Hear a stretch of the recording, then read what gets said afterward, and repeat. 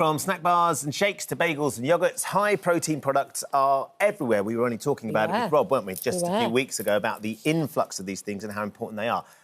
Apparently, according to Ocado, searches for protein have doubled in the last year alone. But are they really the best way to boost your protein intake? We're joined now by nutritionist Dr Rupy, who says they're probably not quite as healthy as they seem. These powders, these processed forms of protein... not so great. Generally, they are what we class as ultra-processed. So they have a lot of additives, emulsifiers, sweeteners, and we know that we shouldn't be having these kind of products into our diet daily. So I'm not a fan with them. I think they can be misleading.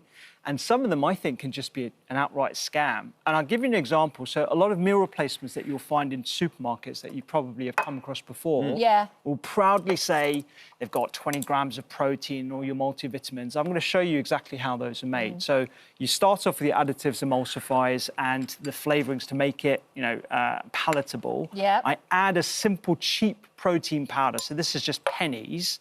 And then I add a multivitamin that's got all my vitamins and minerals in. I add some water to this, and I can charge you, up to 4 pounds. And it's just this. This is all it is, with a bit of flavouring. And I can confidently sell this to you, Ben. This has got 20 grams of protein in, and it's got all your vitamins and minerals for the day. Would you buy that? No. Oh, I see. It's like if you were in space and you needed something and you needed some form of protein or your vitamins and minerals, fine. But actually, you'd be better off getting it from real food. 100%. So this is, for the vast majority of people, if you are healthy, you shouldn't be relying on these kind of shakes. You should be getting it from whole foods. And there's actually evidence. Look, I'm a fan of protein. I think actually we should be consuming more protein, but from healthy whole food sources, and we don't necessarily need to rely on more meat and fish. OK, we'll come on to that, but there is something about protein shakes and protein bars, and it's the convenience and the speed with which they can be delivered and they can give you what it is that you need, because I don't necessarily have time when I'm on the run to sort of go and get proper whole food type affairs. So what about the convenience of it? So and I agree. So if you want something that's convenient, opt for a protein powder that is minimally processed, unflavoured, one ingredient. So you can get a whey protein or you can get plant-based protein, and then make it yourself at home in your own blender. Peanut butter, berries, a bit of your own sweetener. Put it into a thermos with some ice, and then you can take it with you wherever you want for the day. That's how I'd prefer you to get a quick snack. But it's not a meal replacement. It's an additive that you use to boost up your protein needs for the day. Yeah, because it's not really about shakes and things like that, is it? No, I wouldn't recommend shakes for most people. I think we should be getting it from whole foods, because that way you're going to get more fibre, you're going to get all those complex elements in plant-based foods that are actually going to be beneficial for your overall well-being and not just hitting a protein number. I've been, as I run up to my 50th birthday, which was last year, I don't know if I talked about it, but I was trying to get myself as fit as I possibly could. And so one of the things that I really concentrated on was my diet and the increase in protein that I had to try and do to hit some of those targets. I was quite surprised by how much protein we're expected to eat, or we should be eating, but actually what you're telling us today is it should be even more than that. Yeah, so the current protein guidelines that the government set today are to prevent deficiency, and they're set at 0.8 grams per kilogram of body weight per 24 hours. Most people in the UK hit that target easily. Right, OK. There's new evidence over the last couple of years from protein researchers that state that we should be having 50% more as a minimum, and certain groups would benefit from doubling that amount as well.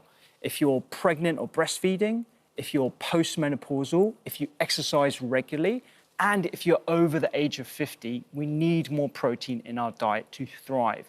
Because protein, I think people think about meat and muscles, whereas actually protein's a lot more than that. Protein are the building blocks of materials in our body, our bones, our enzymes, our immune cells.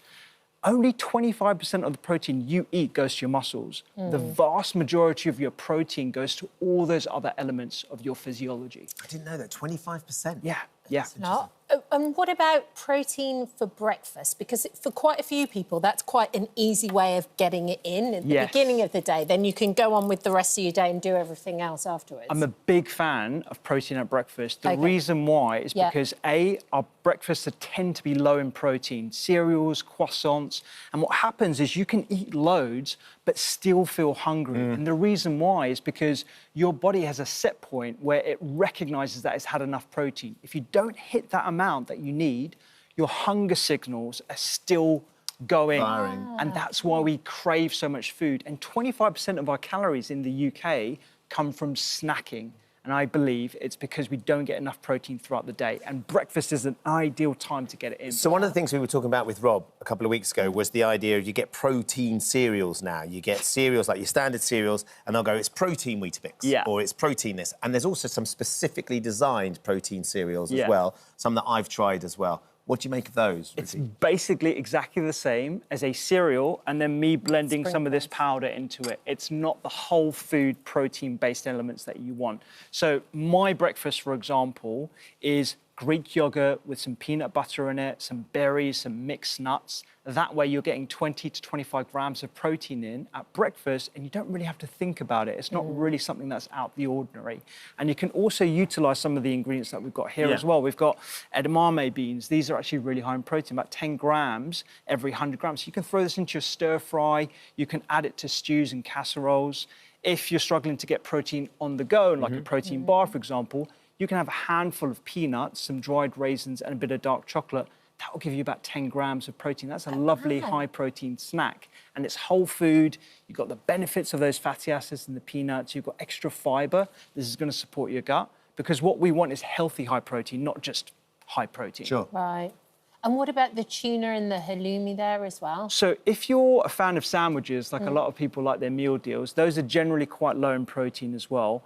A tuna sandwich with rye bread and a handful of mixed nuts is enough to get you to that 25 to 30 grams of protein at that lunchtime. So they're real simple ways in which you can increase your protein. There's a thing that my boys are all over TikTok. My son Sam is very into fitness and health and stuff, and he was telling me the other day about the 30-30-30. Yes. Which is becoming a really big thing on TikTok. Can you just explain what that is and how it works? Yeah, so it's 30 grams of protein, 30 minutes after waking up and going for a walk for 30 minutes. Look, I'm a big fan of getting a good, decent amount of protein in every meal. So 30 grams is, you know, something nice to aim for, I'd say. Do you need to get it 30 minutes after waking up? I don't think you need to be that regimented. Okay. And anything that gets you out and walking for 30 minutes, I'm a big fan of. So if it gets you walking, great, but maybe just 30-30 instead of 30-30-30.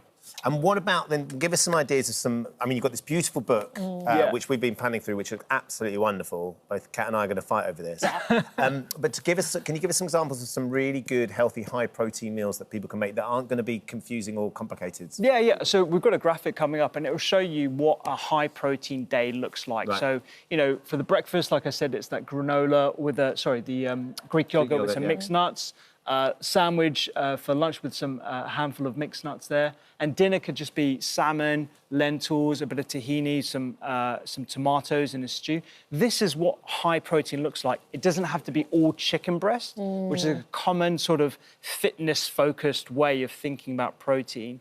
And I think particularly if you're over the age of 50, we don't absorb protein as good as we used to when we were in our 20s and 30s. Sure. So we need to be eating more, but we also need to look after our guts and reduce inflammation. And it's these kind of recipes that will help you do that, not just protein powders and protein meal replacements. Thank you. Thank you so much for coming into the show. And we are going to fight over that. I might arm wrestle you with my muscles that I've got from my protein. Just amazing. Thank you. Thank you. Dr Rupy's book, The Doctor's Kitchen, Healthy High Protein, Thank you for visiting our This Morning YouTube channel. We upload new content every day. So go ahead and hit that subscribe button so you don't miss out. And we'll see you in the morning.